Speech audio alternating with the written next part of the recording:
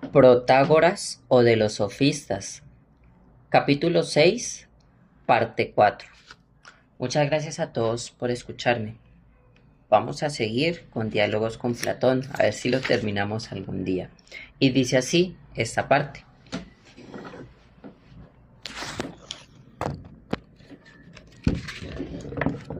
Todas estas cosas que acabo de nombrar, continuaría yo, son buenas por otra razón que porque terminan por el placer, y os examine de los disgustos y de la tristeza.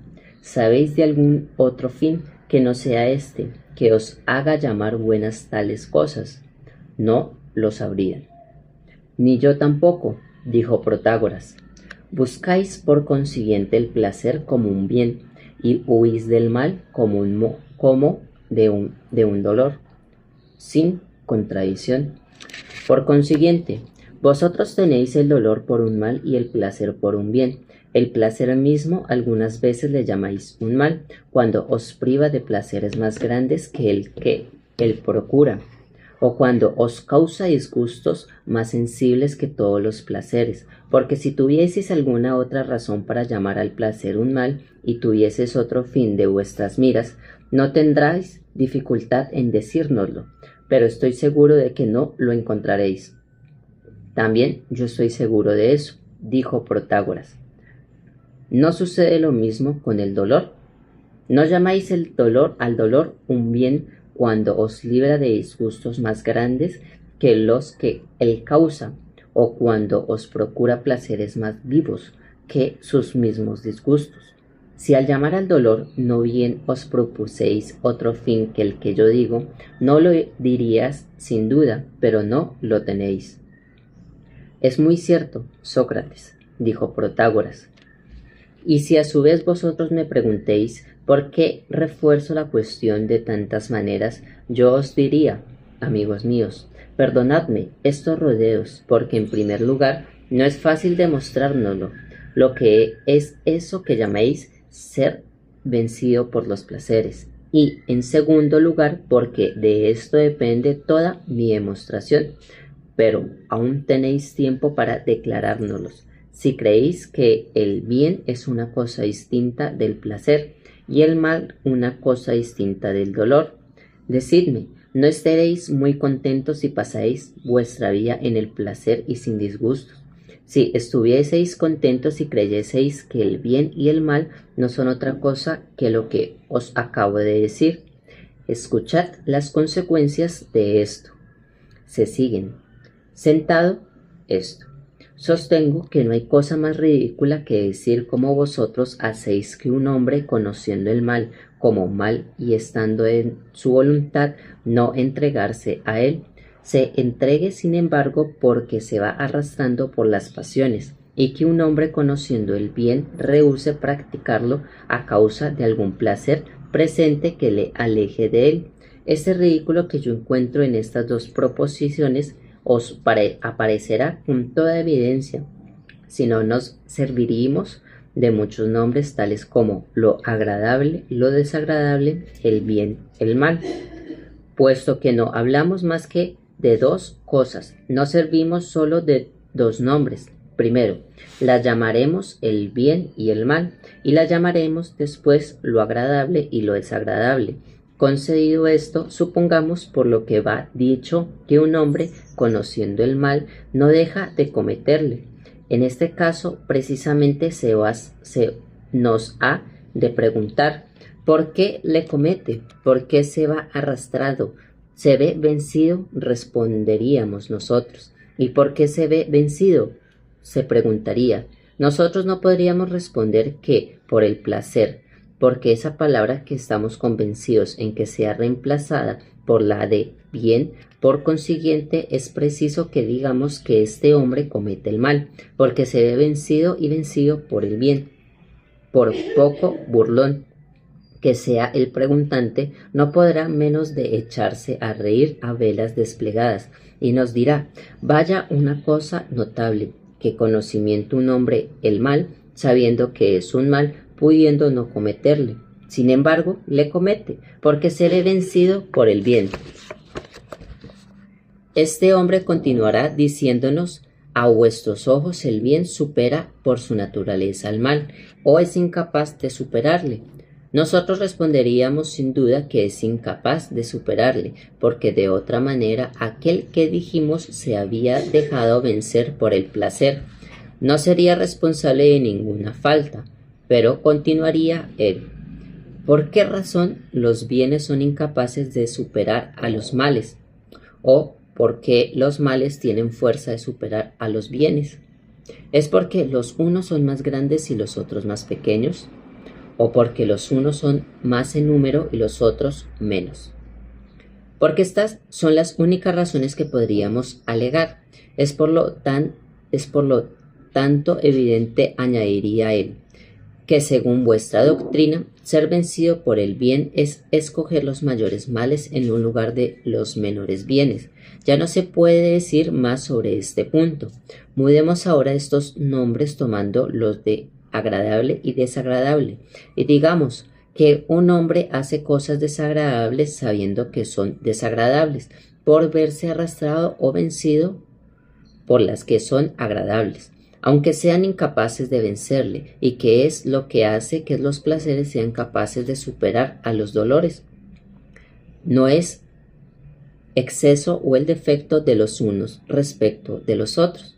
Cuando los unos son más grandes o más pequeños que los otros, más vivos o menos vivos que los otros, y si alguno nos objeta que hay gran diferencia entre un dolor y un placer presentes y un placer y un dolor futurosos, yo preguntaré, ¿difieren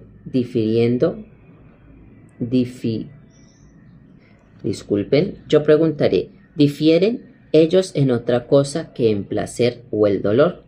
Solo en estos podrían diferir un hombre que sabe ponerlo en la balanza y que pone en un platillo las cosas agradables y en otro las desagradables, tanto las presentes como las futuras. Puede ignorar las que le arrastran, porque si pensáis las agradables con las desagradables, es preciso escoger las más numerosas y las mayores. Si pesáis las desagradables con las desagradables, es preciso retener las menos numerosas y las menores. En fin, si peséis las agradables con las desgraciables y los placeres superan a los dolores, los placeres presentes a los dolores futuros o a los placeres futuros a los dolores presentes, es preciso dar la preferencia a los placeres y obrar en este sentido. Y si los dolores pesan más en la balanza, es preciso guardarse bien de hacer una mala elección. ¿No es este el partido que debe tomarse? Sí, sin duda, me responderían. Protágoras también convino con ello. Puesto que así es, yo les diría, respondedme, os lo suplico. ¿Un objeto no os parece más agradable de cerca que de lejos, y más pequeño de lejos que de cerca? Creo que ellos convendrían en esto. No sucede lo mismo con la magnitud y el número. Una voz no se le oye mejor cuando sale de cerca que cuando está lejana. Sin contradicción, si nuestra felicidad consiste en escoger lo más grande y desechar lo más pequeño, ¿a qué recurrimos para asegurar la felicidad de toda nuestra vida? ¿Al arte de la agrimensura o una simple ojeada? Pero ya sabemos que la vista nos engaña muchas veces y que cuando nos hemos guiado por este solo dato, hemos tenido que rectificar nuestros juicios y hasta mudar de dictamen si se ha tratado de escoger entre magnitudes y pequeñeces, en lugar de que el arte de medir desvanecerá siempre estas falsas apariencias y haciendo patente la verdad, y volvería la tranquilidad al alma con la posesión de lo verdadero y aseguraría la felicidad de nuestra vida. ¿Qué diría a esto nuestros razonadores? Diría que nuestra salud depende del arte de medir o de alguna otra cosa. Del arte de medir, sin duda alguna. Y si nuestra salud dependiese de la elección del par y del impar, todas las veces que fuese preciso escoger lo más o menos y comparar lo más con lo más, lo menos con lo menos y lo uno con el otro, estuviese cerca o estuviesen lejos. ¿De qué dependería nuestra salud?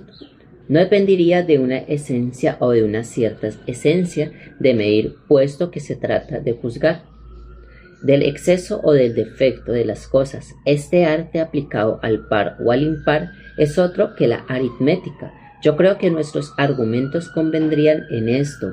Tú, lo mismo. Seguramente, dijo Protágoras. Muy bien, amigos míos, pero puesto que nos ha parecido que nuestra salud depende de la buena elección entre el placer y el dolor y de lo que en nuestros dos géneros es más grande o más pequeño, más numeroso o menos numeroso, está más cerca o más lejos de nosotros. ¿No es cierto que es este arte de examinar el exceso o el defecto del uno respecto al otro o su igualdad respectiva? ¿Es una verdadera ciencia de medir? No puede ser de otra manera. Luego, ¿es preciso que este arte de medir sea a la vez un arte y una ciencia? No podría menos de convenir con ello. En otra ocasión examinaremos lo que este arte y esta ciencia pueden ser. Y ahora nos basta saber que es una ciencia para la explicación que Protágoras y yo tenemos que daros sobre la cuestión que nos habéis propuesto. Cuando acabamos los dos de ponernos de acuerdo sobre que nada hay más eficaz que la ciencia y que donde quiera que ella se encuentre sale siempre victoriosa del placer y de todas las demás pasiones, vosotros no habéis contradecido asegurándonos que el placer sale victorioso muchas veces y triunfa el hombre en el acto mismo en que está posesión de la ciencia. Entonces, si lo recordáis, nos preguntéis, Protágoras y Sócrates, si ser vencido por el placer no es lo que nosotros pensamos, decidnos lo que es y cómo lo llaméis. Si os hubiéramos respondido en el acto que lo llamamos ignorancia, os hubieras reído de nosotros. Burlaos ahora y burlaréis de vosotros mismos, porque no habéis confesado que los que se engañan en la elección de los placeres y de los dolores, es decir, de los bienes y de los males, solo se engañan por la falta de ciencia. Además, estéis también conformes en que no es solo por falta de ciencia, sino la falta de esta ciencia especial que enseña a medir, y toda acción en la que puede haber engaño por la falta de ciencia, ya sabéis que es por ignorancia. Por consiguiente, el ser vencido por el placer es el colmo de la ignorancia. Protágoras, Pródico e Hipias se alaban de curar esta ignorancia, pero vosotros que estéis persuadidos de que esta tendencia es una cosa distinta y la ignorancia, no os dirigéis a ellos ni enviéis vuestros hijos a estos sofistas. Haced como si la virtud no pudiese ser enseñada y ahorrad el dinero que sería preciso darles. Esta es la causa de todas las desgracias de la República y de los particulares. He aquí lo que nosotros responderíamos a tales gentes, pero ahora me dirijo a vosotros, Pródico e Hipias, y os pregunto lo mismo que a Protágoras, si lo que os acabo de decir os parece verdadero o falso.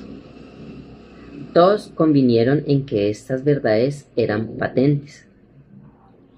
Convenéis, les dije, en que lo agradable es lo que se llama bien y lo desagradable lo que se llama mal, con respecto a esa distinción de nombre que Pródico ha querido introducir. Yo le suplico que renuncie a ella. En efecto, Pródico llama este bien agradable, delectable, delicioso e inventa aún otros nombres a placer suyo, lo cual me es indiferente y solo quiero que me respondas a lo que te pregunto. Pródico me lo prometió, sonriendo, y a los otros lo mismo. ¿Qué pensáis de estos, amigos míos? Les dije, todas las acciones que tienden a hacernos vivir agradablemente y sin dolor, ¿no son bellas y útiles? ¿Y una acción que es bella no es al mismo tiempo buena y útil? Convinieron en ello. Si es cierto que lo agradable es bueno, no es posible que un hombre, sabiendo que puede hacer cosas mejores que las que hace yo y conociendo que puede hacerlas, haga sin embargo las malas y deje las buenas estando en su voluntad. el poder escoger. Ser inferior a sí mismos no es otra cosa que estar en la ignorancia, y ser superior a sí mismo no es otra cosa que poseer la ciencia. Convinieron en ello.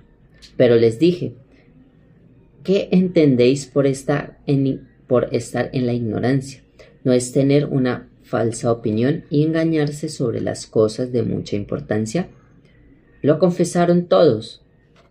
Es cierto que nadie se dirige voluntariamente al mal, ni a lo que se tiene por mal, y que no está en la naturaleza del hombre abrazar el mal en lugar de abrazar el bien, y que forzado a escoger entre dos males, no hay nadie que escoja el mayor, si depende de él escoger el menor. Eso nos ha parecido a todos una verdad evidente. ¿Qué llaméis a terror y temor?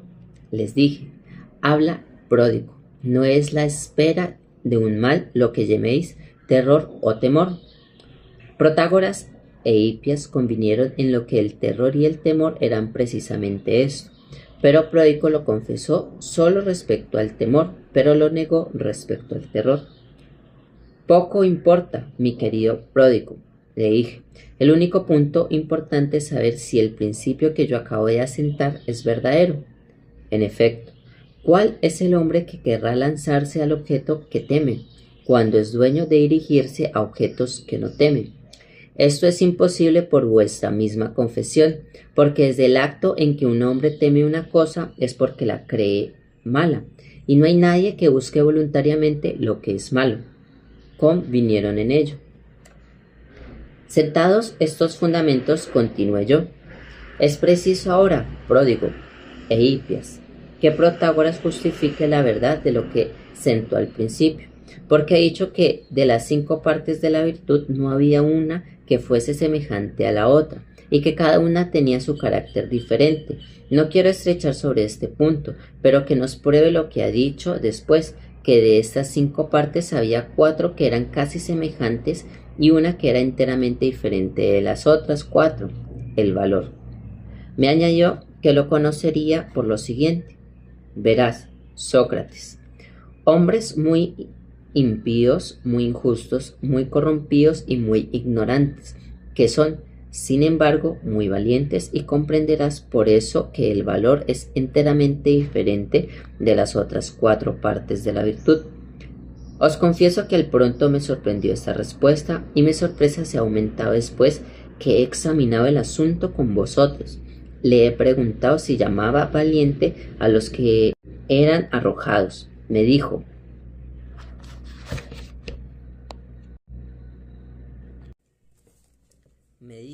en efecto, que daba este nombre a los que sin reparar arrostran los peligros. Recordarás, Protágoras, que fue esto lo que me respondiste. Me acuerdo, dijo. Dime ahora, te lo suplico, ¿o qué puntos se dirigen los valientes? ¿Son los mismos que se dirigen a los cobardes? No, sin duda. ¿Son otros objetos? Seguramente. Los cobardes no se dirigen a este punto que se consideran seguros y los valientes a punto que se contienen por peligrosos. Así se dice vulgarmente, Sócrates. Dices verdad, Protágoras, pero no es eso lo que yo te pregunto, sino tu opinión, que es la que quiero saber. ¿A qué punto se dirigen los hombres valientes? ¿A los que ofrecen peligros y consideran ello como tales? ¿No te acuerdas, Sócrates, que ya has hecho ver claramente que eso es imposible? Tienes razón, Protágoras, así lo he dicho. Es cosa demostrada que nadie va derecho a objetos que juzga terribles, puesto que ya hemos visto que ser inferior a sí mismos es un defecto de la ignorancia. Así es, los valientes y los cobardes se dirigen a puntos que inspiran confianza, y por consiguiente los cobardes emprenden las mismas cosas que los valientes. Sin embargo, hay mucha diferencia, Sócrates. Los cobardes son todo lo contrario que los valientes. Sin ir más lejos, los unos buscan la guerra mientras que los otros huyen de ella. Pero ¿creen ellos mismos que ir a la guerra es una cosa bella y una cosa vergonzosa? Muy bella, seguramente. Si es bella, es también buena porque estamos ya conformes en que todas las acciones que son bellas son buenas. Eso es muy cierto, me dijo, y me sostengo en esta opinión. Me conformo, pero ¿quiénes son los que rehúsan ir a la guerra cuando ir a la guerra es una cosa tan bella y tan buena? Son los cobardes, dijo. Si ir a la guerra es una cosa tan bella y tan buena, ¿no es igualmente agradable? Ese es un resultado de los principios sentados. Los cobardes rehúsan ir a lo que es más bello, mejor y más agradable, aunque lo reconocen así. Pero Sócrates, si confesamos esto, echamos por tierra todos nuestros primeros principios, y un valiente no emprende todo lo que le parece más bello, mejor y más agradable. No es posible negarlo. Por consiguiente, es claro que los valientes no tienen un temor vergonzoso cuando temen, ni una seguridad indigna cuando se manifiestan resueltos. Esa es una verdad, dijo. Si esos temores y esas confianzas no son vergonzosos, no es claro que son bellos. Convino en ello. Y si son bellos, ¿no son igualmente buenos? Sin duda. Y los cobardes, los temerarios y los furiosos no tienen temor indignos y confianzas vergonzosas. Lo confieso. Y estas confianzas vergonzosas de los cobardes, ¿de dónde proceden? ¿Nacen de otro principio que la ignorancia? No, dijo. ¿Pero qué? Lo que hace que los cobardes sean cobardes, como lo llamas, valor o cobardía. Lo llamo cobardía. Los cobardes, por lo tanto, te parecen cobardes a causa de la ignorancia en que están de las cosas terribles. Seguramente. Luego, ¿es esta ignorancia la que les hace cobardes? Convengo en ello. ¿Convienes, pues, en que lo que hace los cobardes es la cobardía? Seguramente. De esta manera, en tu opinión, la cobardía es la ignorancia de las cosas terribles y de las cosas que no lo son. Hizo un signo de aprobación. Pero el valor es lo contrario de la cobardía. Hizo el mismo signo de aprobación. La ciencia de las cosas terribles y de las cosas que no lo son es opuesta a la ignorancia de estas mismas cosas. Hizo otro signo de aprobación. La ignorancia de estas cosas es la cobardía. Concedió esto con bastante repugnancia. La ciencia de las cosas terribles y de las que no lo son es, por consiguiente, el valor, puesto que es lo opuesto a la ignorancia de estas mismas cosas. Sobre esto ni hizo signo ni pronunció una palabra, y yo le dije, ¿cómo, Protágoras, ni confiesas ni niegas lo que yo te pregunto? Tú concluye, me dijo.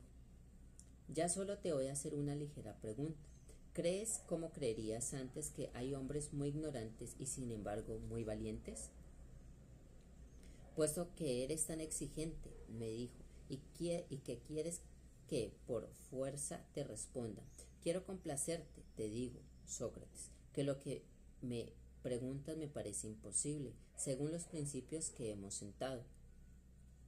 Protágoras, le dije, todas estas preguntas que te hago no tienen otro objeto que examinar todas las partes de la virtud y conocer bien lo que es la virtud misma, porque una vez conocido esto aclararemos seguramente el punto sobre el que tanto hemos discutido.